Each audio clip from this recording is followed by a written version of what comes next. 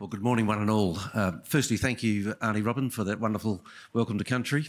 And I too acknowledge the First Nation Whadjuk Noongar people and pay our respects. It's a wonderful welcoming message, so thank you so much on behalf of everyone here. I will not take the time to repeat what our wonderful host, Romola, has already done in naming the many, many distinguished people.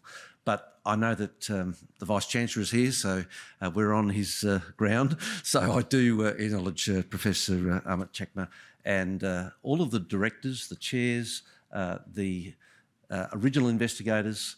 I know we've got philanthropists, researchers, but most importantly, the participants.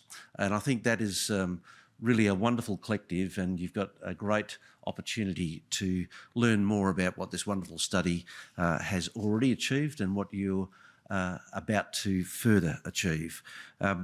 The study is a true testament of the power of intergenerational research, community collaboration, and they cannot be done without a unified commitment to what this research is already producing and is yet to produce. To the research team who continue to work tirelessly from what the original investigators set out into one of the most respected longitudinal studies in medical research in the world.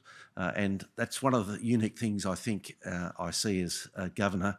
My wife and I have the privilege of meeting wonderful people from across our great state, and we continually are encouraged and amazed by the innovation, the dedication, and really the resilience that accompanies a lot of this type of endeavour. So to the study participants, I can see one of my former officers here, Martin Becker, who I know is one of the first participants, and to those of you, whether you're first, second or third, or you're about to become a participant, I thank you and encourage you on behalf of the state for your individual volunteering in this really important piece of work. Your selflessness and willingness to assist in this really important study really embodies what volunteering is about. My wife Darren and I have set out a number of priorities as Malcolm and Tonya McCusker, as former custodians of the house that we're privileged to live in at the moment, know very well. You meet volunteers from across the state, and I'm continually wanting to encourage and thank them, and that's no less than participants that are in this room here this morning.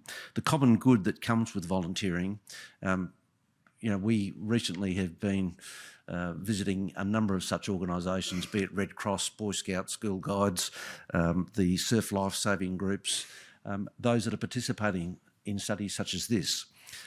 Volunteering doesn't need to be frequent, regular, every second night. It might be infrequent, but it's no less important in the way in which you are contributing to our most important sense of more than community. Let me close my opening remarks by giving you an example of one such person I met, I think in the first month of my appointment just over 2 years ago. This particular fellow was unable to come to the biannual Order of Australia investitures in the ballroom, and there's many people here that are recipients of the Order of Australia.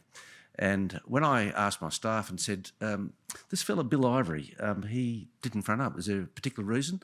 They said, oh yes, well he's 100 and he's a bit immobile and he's living down in Bunbury in an aged care home. And so I said to Darren, look, let's go for a drive, it's a nice drive, and we'll go and see Bill at his aged care home.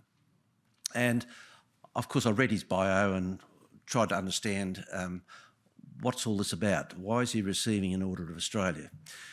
He'd just done a little lazy 63 years of volunteering without taking a single, and I can say pound, penny or shilling, because he started it back in the 1940s, and he had assisted at-risk children from right across the spectrum of the Bunbury and the hinterland around Bunbury, and he had been demobbed from the military in the Second World War.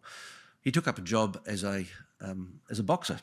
He was a professional pugilist, and he thought, well, let me just teach these at-risk children how to box.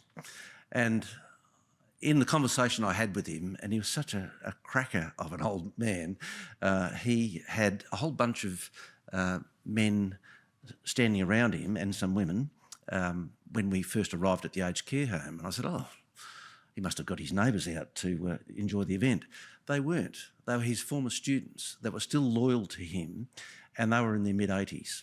And they were loyal because he'd made such a profound impact just by volunteering.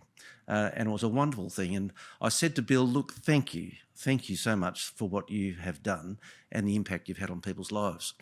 And I said, so tell me, why did you do this? And I was expecting him to say, look, these kids come from the wrong side of the track and I wanted to teach them to look after themselves. That's what I was expecting him to say.